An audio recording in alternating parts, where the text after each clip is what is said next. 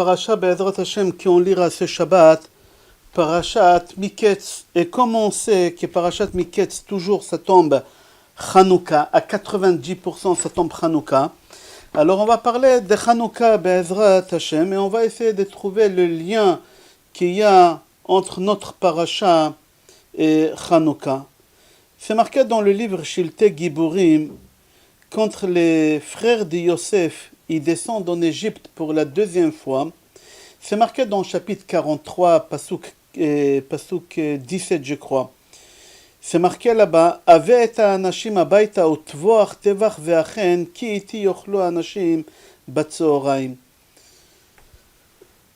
Utvach tevach ve'achen. Tevach tet bet chet. Tu prends le chet, ve'achen.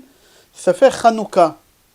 Quand les frères de Yosef pour la deuxième fois ils viennent en Égypte, alors Yosef il demande au responsable de la cuisine, Avec anashim abayta utvoach tevach ve'achen. Tevach tet betchet ve'achen vav hei chaf et nun sofit ça fait Hanouka. Alors on voit Hanouka dans la paracha. Deuxième endroit, il dit le livre Shiltei Giborim, dans le livre Tiferet HaMoadim, il dit comme ça, quand tu vois le rêve des parents, que les vaches maigres, ils ont mangé les vaches en bonne santé, on ne dit pas grosses parce que c'est pas joli, on dit briottes, ils étaient en bonne santé, et les tiges de blé fines, ils ont mangé les tiges de blé qui étaient en bonne santé, comme on dit. Ici, on va, c'est le miracle de Hanouka. Qu'Akadosh Baruch Hu, il a donné Giborim Beyat Chalashim, des soldats forts, solides, en bonne santé, dans les mains des faibles, des maigres. C'est-à-dire que les faibles, ils ont gagné, les Hashmonaïm, ils ont gagné les Grecs. Le livre Bnei Issachar, il dit, c'est marqué dans la paracha, Vechimesh et Eretz Mitzrayim besheva shene asova. Chimesh, il dit, c'est les trois choses que les Grecs ils nous ont interdit de faire. Chimesh, Chet, Mem, Shin. Chet, c'est Chodesh, Mem, c'est Mila, et Shin, c'est Shabbat. Alors, on voit dans la paracha, d'après le Bnei Issachar, les trois choses que les Grecs ils nous ont interdit de faire en Eretz Israël. J'aimerais répéter ce qu'il a dit le Shiltei Giborim. Que le Shiltei Giborim, il dit que Yosef, quand les frères ils sont revenus la deuxième fois, il leur dit Ve'achen, tvach tevach ve'achen. C'était quel jour qu'il a dit à ses cuisiniers de préparer le repas parce que ses frères ils vont manger avec lui? C'était quel jour? C'est la question que le Shiltei Giborim pose. Alors il y a un midrash qui dit Ve'achen, c'est Shabbat. Pourquoi? Parce que c'est marqué dans la Torah, dans Sefer Shemot, Perek Tet Zayin, Pasuk Hei, c'est marqué Ve'aya bayom hashishi ve'echinu et asher yaviu ve'echinu. Alors il dit, puisqu'ici on parle de Shabbat, ve'echinu et asher yaviu, alors ici aussi Yosef, quand il dit tvach tevach ve'achen, c'est Shabbat. C'est-à-dire que le repas que Yosef il a invité ses frères, c'était Shabbat. Comme ça il dit le Shiltei Giborim.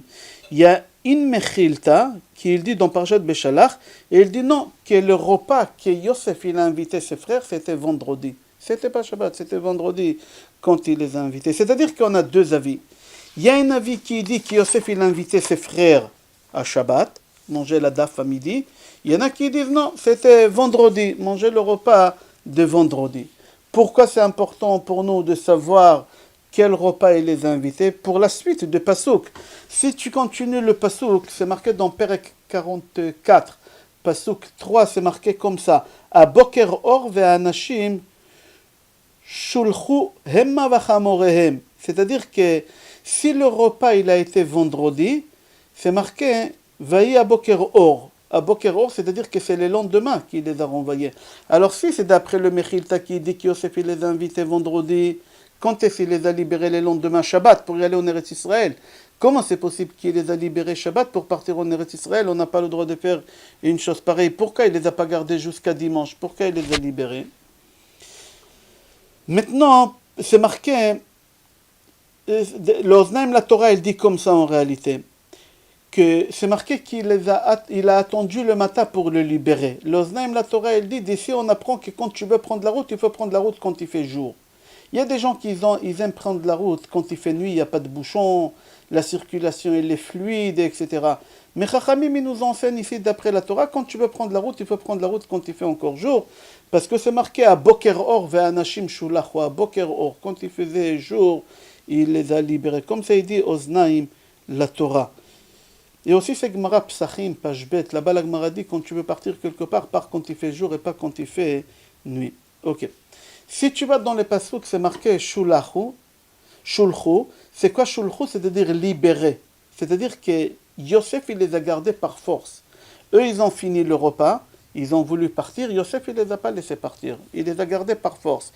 Uniquement le lendemain matin, il leur a dit, vous pouvez partir. Pourquoi Yosef, il les a gardés par force? Parce que Yosef, il leur a donné à boire du vin. Ils étaient sous, on va dire. Ils étaient sous.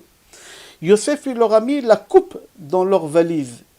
Yosef, il a dit, si je leur mets la coupe dans la valise quand ils sont sous, quand je vais les rattraper, ils vont dire, on était sous, on n'est pas responsable de nos actions. Quand on est sous, on ne sait pas qu'est-ce qu'on fait. Qu'est-ce qu'il a fait Yosef? Yosef, il les a gardés toute la nuit. Comme la Gemara dit, quand il y a quelqu'un qui est sous, alors c'est Gemara Bababatra, page Jude, il dit, Yain, Shena mepachachato. Le vin, qu'est-ce qui fait partir? C'est il faut dormir. Quand tu te réveilles, tu vas te réveiller avec les idées claires. Yosef, il a voulu faire comme la Gemara dit. Il les a gardés toute la nuit. Quand l'alcool il est parti, ils sont plus sous. Il les a libérés, il leur a dit, vous pouvez partir. Et en mettant la coupe, le gavia dans leur valise. Comme ça, ils ne peuvent pas dire, on était sous. Tu n'étais pas sous après une nuit que tu as bien dormi. Tu n'étais pas sous. Il y a beaucoup de commentateurs qui posent la question, ils disent, bon d'accord, ils ont mangé vendredi, le lendemain, à Boker Or, il les a libérés, c'était Shabbat. Comment il a pu les libérer Shabbat? On n'a pas le droit de faire une chose pareille. Alors on dit qu'Yaakov, il était en danger de mort. Il fallait ramener à manger là-bas. Yaakov, il ne pouvait pas attendre. Alors comme c'était Pikuach Nefesh Doche Shabbat, Dochet Kol Torah Kula, alors c'est pour ça qu'il les a libérés Shabbat, pour qu'on ne laisse pas Yaakov seul en Eretz Israël. Dans le livre Megid Chadashim, il dit quel jour Yaakov il a été enterré. Viens, on va aller d'après la vie qu'Yaakov il est mort le premier jour des Sukkot. Alors si Yaakov il est mort le premier jour des Sukkot, et en Égypte, ils l'ont embaumé, ils ont pleuré pendant 70 jours, c'est-à-dire quand est-ce qu'ils ont enterré Yaakov après 70 jours, c'est le premier jour de Hanouka. Alors le premier jour de Hanouka, ils ont enterré Yaakov. Il y a les 7 jours de deuil, c'est-à-dire que pendant les 7 jours de Hanouka, il y a 8 jours, mais pendant les 7 jours de Hanouka, c'était deuil. Alors puisque c'était deuil, c'est pour ça qu'on ne fait pas des seudot à Hanouka. À Hanouka, il n'y a pas de seudot. À Purim, il y a Mishte. Il y a le festin, on mange et on boit. À Hanouka, il n'y a pas. Pourquoi? Parce que les enfants de Yaakov, ils ont porté le deuil de Yaakov, ils venaient de l'enterrer en Eretz Israël. C'est-à-dire qu'Yaakov, il a été enterré. Quelle date? Quel jour? En plein Hanouka. Non, il y en a qui disent qu'il a été enterré les 10 Tevet. Et la plus grande partie des commentateurs, ils disent qu'Yaakov, il a été enterré les 10 Tevet. Le Khatam Sofer aussi, il dit comme ça. C'est marqué dans le livre Megadim Chadashim, qu'il a trouvé dans un livre très ancien qui s'appelle Pnei Aryeh Zuta, qu'il dit que le repas qu'ils ont mangé en réalité, les frères de Yosef chez lui, c'était ni vendredi, ni samedi, c'était le premier jour de Hanouka, le premier bougie de Hanouka, le Chaf Hei qui se lève, ils ont mangé chez Yosef. Et le troisième jour de Hanouka, Yosef il s'est dévoilé. C'est pour ça on dit, le troisième jour de Hanouka, il est important pour entendre des bonnes nouvelles. Comme ça c'est marqué dans le livre. Parce que Yosef il s'est dévoilé à ses frères, il leur a dit, Ani Yosef Achechem, je suis votre frère Yosef. Ok, dans notre paracha, il y a beaucoup de chiffres. Il y a énormément de chiffres. Il y a toutes sortes de chiffres jusqu'à le chiffre 30. D'accord? Mais moi, qu'est-ce que j'aimerais parler? J'aimerais parler du chiffre 13, qui est lié à Hanouka, il est lié et au grec, et il est lié aussi au Béné Israël. Je vais ramener 3 ou 4 endroits que le chiffre 13 il est lié au grec. À l'époque de Beth Amikdash, les Goïms, ils avaient le droit d'aller au Beth Amikdash pour faire des sacrifices, pour prier. Shlomo HaMelech, il a demandé à Kadosh Baruch Hu, il a dit à Kadosh Baruch Hu, si les Goïms ils viennent prier ici, exauce les prières pour leur montrer que tu es là, que tu surveilles et que tu les protèges aussi. C'est marqué Ki beti bet tefila, ikare lechol ha'amim, pour toutes les nations. Le Beth Amikdash c'est pour tout le monde, pour toutes les nations. Mais seulement il faut savoir que dans Har HaBayit, ils avaient un endroit qui s'appelait Sorag. Les Goïms, ils avaient le droit de s'approcher jusqu'à là-bas, ils n'avaient plus le droit de s'approcher plus que ça. Là-bas, ils donnaient aux Kohanim pour faire les sacrifices, ils transmettaient les sacrifices, mais ils n'avaient pas le droit de traverser à partir de l'endroit Sorag. Bnei Israël, ils rentraient dans les jardins, ils rentraient dans les Khatser, etc. Quand les Grecs, ils ont rentré en Eretz Israël, ils ont rentré à Yerushalayim, quand ils sont arrivés à l'endroit Sorag, où ils ont le droit d'arriver, mais pas plus loin que ça, qu'est-ce qu'ils ont fait? Ils ont fait 13 ouvertures là-bas, pour montrer qu'on a le droit d'aller plus loin que le Sorag. Pourquoi 13 ouvertures? Pourquoi pas 12? Pourquoi pas 15? Pourquoi pas 14? Pourquoi 13? C'est-à-dire que tu vois que le chiffre 13, ça veut dire quelque chose chez les Grecs aussi. Et le chiffre 13, Hanouka et les Grecs, c'est lié. Une des choses, quand ils ont rentré au Beth Amikdash, ils ont fait 13 ouvertures dans cet endroit qui s'appelle Sorag. D'accord? On a une histoire qui est connue dans Gemara Megillah, dans Pashtet Amoud Aleph. Là-bas, la Gemara, elle raconte que Talmai Amelech, il a réuni 72 rabbanim, et il a mis chacun dans un bateau. Personne ne savait qu'il y a quelqu'un d'autre à part lui. Et il leur a demandé d'interpréter la Torah en grec. Il leur a demandé d'interpréter la Torah. Et c'est marqué là-bas que les Talmidei Chachamim, qu'il a pris les 72, Akadosh Baruch Hu, il leur a donné la même pensée, la même idée d'échanger dans plusieurs endroits dans la Torah exactement la même chose et d'écrire la même chose. Et comme il y a des endroits, 13 endroits, comme c'est bizarre, dans toute la Torah, dans 13 endroits, les 13 ils ont changé, c'est-à-dire les 72 ils ont changé dans 13 endroits exactement la même chose. Comme ça c'est marqué dans Mishnat Sofrim, 13 endroits Shinuch Chachamim, comme ça c'est marqué là-bas. Là, on a ramené 2 endroits, chiffre 13, il y a un 3e endroit, et on va avancer. Parmi les interdits que les Grecs ils ont interdit au Béni Israël de faire, c'était Chodesh, Mila, Shabbat, Sameach, Hanouka Sameach. Alors, Chachamim ils disent que parmi ces mitzvot, il y a une mitzvah de la Brit Mila. Et c'est rapporté dans Gemara Nedarim, page Lamed Aleph, Amud Bet, Rabbi Shmael Omer, Gdola Mila shenichreto alea 13 britot. Rabbi Shmael dit que la Brit Mila elle est importante parce qu'Akadosh Baruch Hu il a fait 13 alliances. Et tu vois que les Grecs ils interdisent de faire la Mila. Pourquoi? Parce qu'il y a le chiffre 13. Tu vois, on a ramené 3 endroits qu'il y a il y a encore beaucoup plus que ça. Que les Grecs ils sont liés au chiffre 13. Les Bnei Israël aussi ils sont liés au chiffre 13. Venez, on va voir. Les Hashmonaïm. Moshe Rabbeinu avant de mourir, il bénit la tribu des Lévi, parce qu'il va sur la tribu des Lévi, que les Hashmonaïm, ils vont sortir d'eux, et ils vont sortir en guerre 13 personnes face à des millions. Et il leur a donné une bracha pour que les 13 ils gagnent cette guerre contre les millions. Il leur dit, Mechatz motnaim kamav.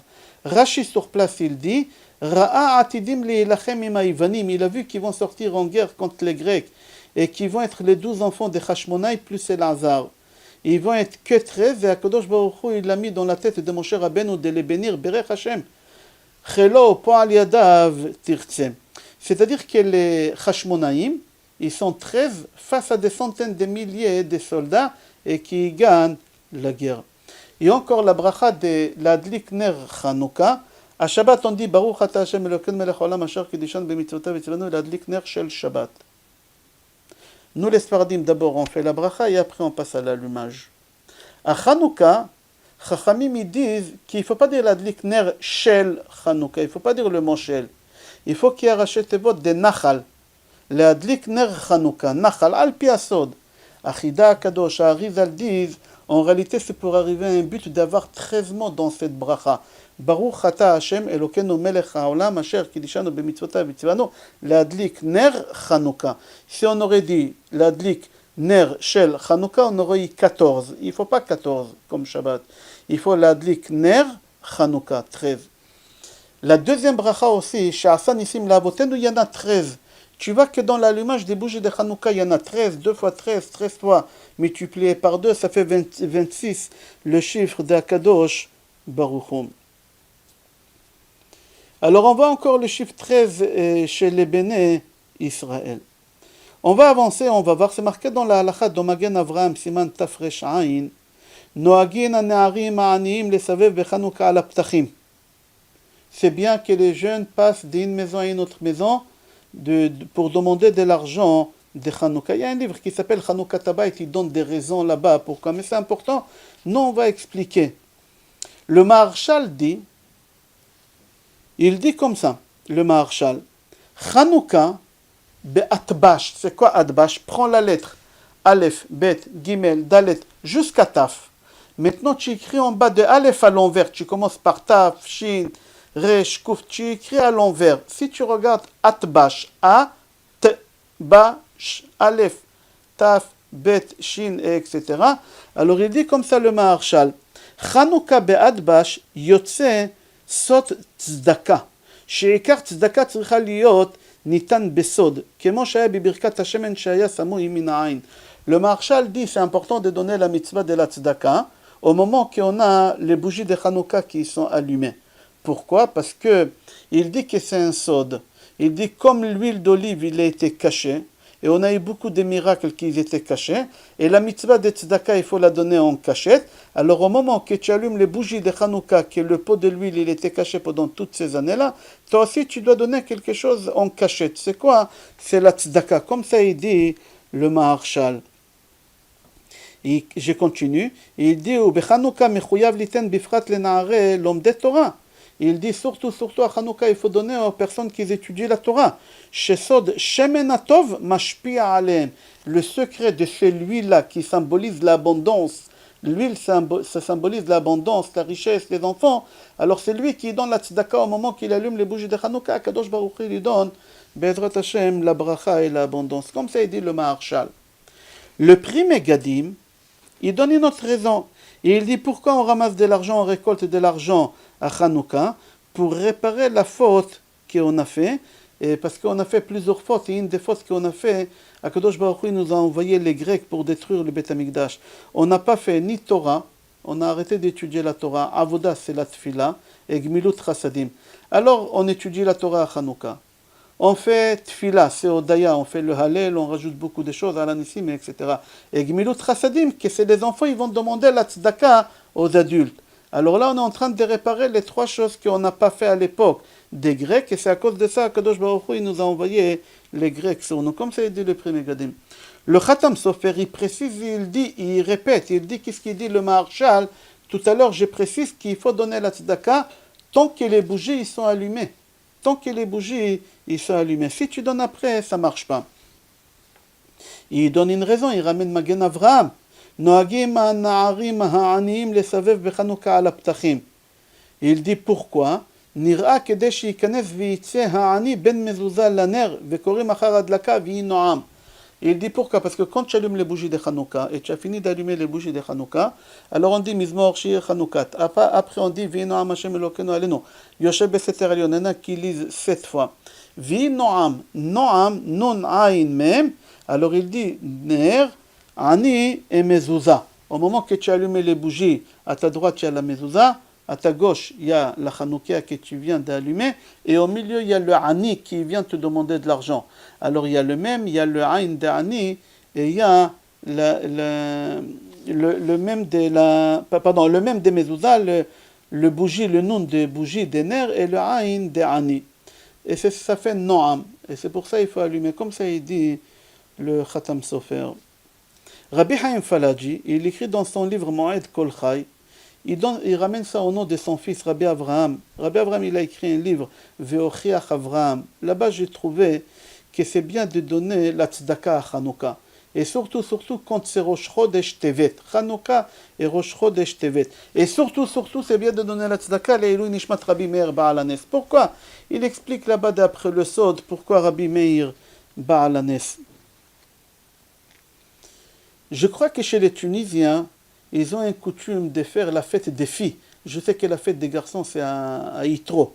Chez les Tunisiens, ils ont la fête des filles à Rosh Chodesh Tevet. Pourquoi ils ont la fête des filles à Rosh Chodesh Tevet? D'après ce que j'ai entendu, parce que le miracle de Hanouka qu'on a eu, c'était grâce à une femme, à Yehudit. Grâce à elle, on a eu le miracle de Hanouka. Alors, il faut savoir que quand tu écris Yavan, grec, Yud Vav Vav Non, et Tzion, Tzadik Yud Vav Vav Non. Si tu enlèves le Tzadik de Tzedaka, qu'est-ce qui reste? Yavan. C'est-à-dire un grec et un juif, la différence c'est le Tzadik, la Tzedaka. Si les juifs il enlève la tzedaka, il devient chas v'shalom un grec. C'est marqué comme ça. Tzion b'mishpat tipade. Tzion b'mishpat tipade. Alors si tu veux rester Be'ezrat Hashem un bon juif, tu es obligé de rester et de donner la tzedaka. C'est marqué aussi dans Zacharie, chapitre 7, pasuk 13. Ki darachti li Yehuda keshet, mileti Ephraim ve'orachti banaich Tzion, al banaich Yavan ve'samtir kacherev gibor. Tu vois dans ce pasuk dans Zacharie, chapitre 9, qu'il y a les enfants des Béné Israël qu'on les appelle Tzion et les enfants des Yavan. C'est exactement les mêmes lettres, mis à part que chez les Béné Israël, il y a le tzaddik. C'est la tzedaka, chez les Juifs, il y a la tzedaka. C'est ça qui nous fait différentes des autres. Que chez nous, on a l'union, Baruch Hashem, quand quelqu'un a besoin, on est là pour aider toujours. C'est-à-dire que la guerre qu'on a eue avec les Grecs, qui c'est les enfants de Hachem? Est-ce que c'est Tzion avec tzaddik? Alors on va vous arracher le tzaddik. Comme ça, vous allez devenir des Yavan. La guerre que les Grecs ils avaient avec Béné Israël, qui est considéré comme le fils d'Akadosh Baruch Hu. Comme ça, c'est marqué. Les Grecs, ils ont traduit la Torah. Pourquoi ils ont traduit la Torah? Parce que pour dire que nous, on est les enfants d'Hachem. Hachem, il nous a donné la Torah. Voilà, on a la Torah. C'est une des raisons pourquoi ils ont traduit la Torah. C'est marqué dans Midrash Tanchuma, Parashat Kitissa, qu'Akadosh Baruch Hu leur a dit, c'est lui qui est la Torah, elle est chez lui, c'est lui qui est considéré comme mon fils. C'est marqué dans Dvarim.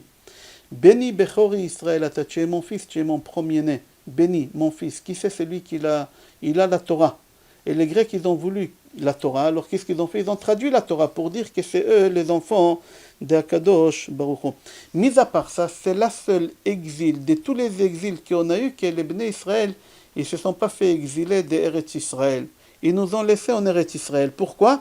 Parce qu'ils ont su, s'ils vont nous renvoyer d'Eretz Israël, on va continuer à garder, à observer le Rosh Chodesh, Nida, Shabbat, Brit Mila. Ils n'ont pas voulu qu'on soit attaché à Hachem. Ils ont dit, on les garde à côté de nous, on détache les Béné Israël d'Akadosh Baruch Hu, et par là, on va prouver que c'est nous les enfants de Hachem, et pas les Béné Israël, c'est les enfants de Hachem. Ils ont voulu nous détacher de Shabbat, parce que Shabbat, ça prouve que nous, on est les enfants de Hachem. C'est marqué, Goy chez Shabbat, Chayav Mita. Un Goy qui fait Shabbat, on le tue. Et pourquoi? Parce qu'il a utilisé qu'est-ce qu'Akadosh Baruch Hu il a donné au Béné Israël, à ses enfants. Et toi, tu n'es pas son fils.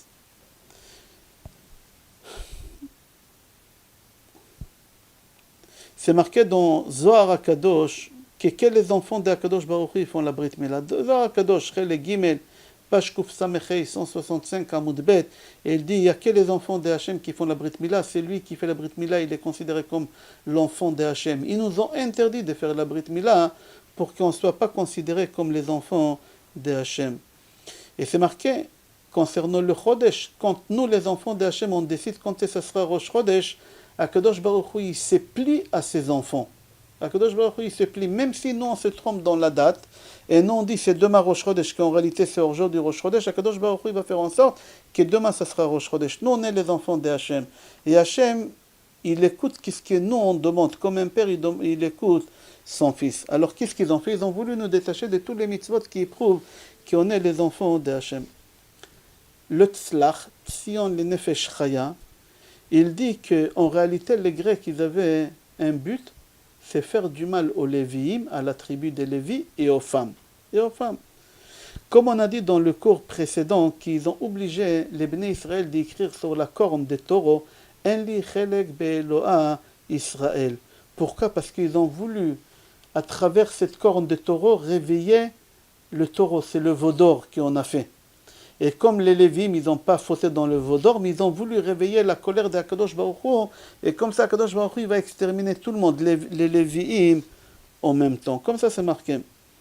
C'est marqué au moment de la faute de veau d'or, Akadosh Baruch Hu, il s'est éloigné des Bnei Israël. À part qui? À part les Shevet Lévi. C'est marqué dans Shemot, chapitre 32, pasuk 26.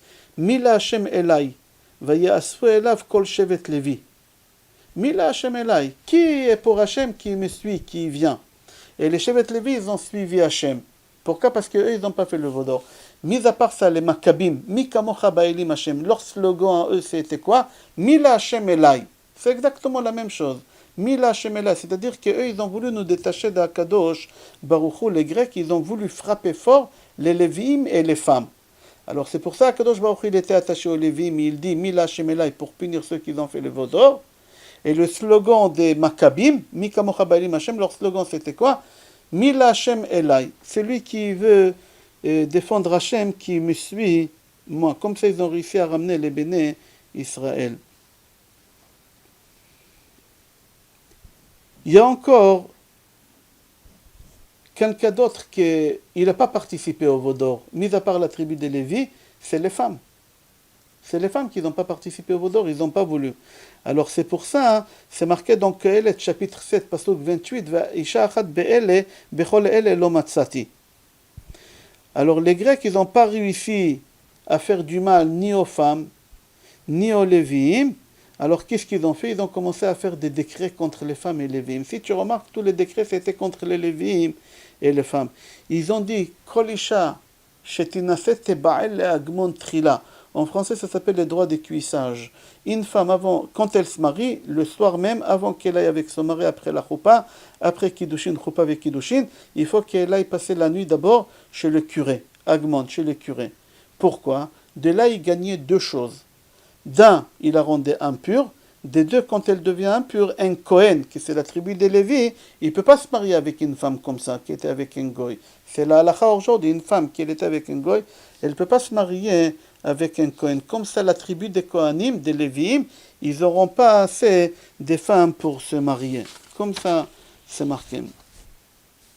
Alors eux, ils ont fait la guerre avec les trois mitzvot, que ce soit Chodesh, Mila et Shabbat. Ces mitzvot-là, parce qu'un goy, il ne peut pas les faire, et eux, ils ont fait la guerre contre cette mitzvot, parce qu'eux, ils n'ont pas le droit de faire, et eux, ils ont voulu montrer que c'est les enfants de Hachem. Ils ne peuvent pas faire Shabbat, parce que c'est marqué. Gam bemnuchato lo ishkenu arelim. Arel, c'est un goy. Il ne peut pas faire Shabbat, il ne peut pas faire... Rosh Chodesh aussi, Chukei Rashi Chodashim, lahem kava'ata, lahem, qui fait, c'est au béné Israël. Et concernant la Brit Mila, c'est marqué Asher Kidesh, Yedid, Mi Beten. Yedid, c'est quoi Yedid? C'est mon cher. Qui c'est mon cher? C'est mon fils. Vechok Bishero Sam, c'est qui fait? C'est mes enfants. C'est-à-dire, c'est lui qui fait la Brit Mila, c'est qui est le fils d'Akadosh Baruch Hu. Alors, eux, ils ont voulu faire cette guerre-là. Et il faut savoir que la seule tribu qu'ils ont donné leur vie pour faire la mitzvah de la Brit Mila, c'est les Lévim, comme ça c'est marqué dans Sefer Dvarim, chapitre 33, pasuk tet. Kishamru imritecha ubritecha intzoro. Kishamru imratecha ubritecha intzoro. C'est marqué dans Gemara Yevamot, page 71, Ain Aleph Amud Bet, c'est marqué là-bas ça. Ok. Ils ont voulu aussi qu'on ne fasse pas des sacrifices. On a expliqué dans le cours d'avant, les sacrifices quotidiens, ils n'ont pas voulu. Pourquoi? Parce que c'est les Lévi'im qui s'occupaient de ces sacrifices-là. Alors ils ont interdit d'étudier la Torah, ils ont interdit qu'on fasse des sacrifices, qu'on fasse la Brit Mila. C'est marqué dans Malachi, dans les livres Malachi, dans les prophètes Malachi, dans le chapitre 2, pasuk 7, c'est marqué « Ki sifte kohen ishmoru da'at u Torah yevakshu mipiu ». Ok, alors on a dit qu'ils ont voulu taper aussi chez les femmes, qu'ils ont obligé les femmes d'aller voir le Hagmon, d'aller voir le curé. Et comme ça, ils ont réussi à essayer, ils n'ont pas réussi, Baruch Hashem, à toucher Shabbat, à toucher la pureté familiale, à toucher Rosh Chodesh, des choses qui sont importantes, les bougies de Shabbat. Et c'est pour ça qu'ils ont annulé aussi le mikveh, c'est marqué là-bas. Ils nous ont interdit d'habiter dans une maison où il y a une porte, comme ça, il n'y a pas une vie privée. Et c'est pour ça que Chachamim, ils nous ont demandé d'allumer la Hanoukia à l'extérieur. Pourquoi? Pour rappeler à tout le monde qu'on n'avait pas de porte, on n'avait pas une maison pour être à l'intérieur, fermé, et avoir une vie normale, décente. Non, c'était tout à l'extérieur. Tout ça, c'est la destruction que les Grecs ils ont voulu ramener au béné Israël. Dans le livre Zecher David, c'est marqué là-bas, n'oublie pas que le Rosh Chodesh, c'est une fête. Ça a été donné cadeau aux femmes qui n'ont pas voulu faire le veau d'or. C'est pour ça qu'ils ont touché le Rosh Chodesh. Parce que le Rosh Chodesh, ça concerne les femmes. Comme ça, c'est marqué dans le tour, Siman Taf Yud Zayin, Matana, Akadosh Baruch Hu leur a donné cadeau aux femmes parce qu'ils n'ont pas participé au veau d'or. C'est-à-dire qu'à l'époque de Beth Amikdash, le jour de Rosh Chodesh, c'était un jour sabbatique pour les femmes. C'était un jour sabbatique pour les femmes. Normalement, aujourd'hui aussi, ça doit être comme ça. C'est-à-dire que les Grecs, ils étaient contre la tribu des Lévi, ils étaient contre les femmes. Et Akadosh Baruch Hu, il met face à eux qui?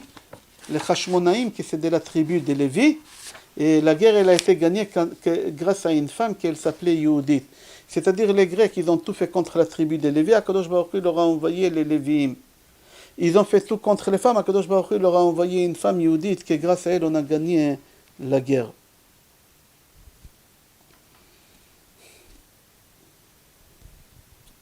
C'est rapporté dans Gemara, Eruvin Pajkov, Amoudbet. Là-bas, c'est marqué là-bas, Amar Yochanan.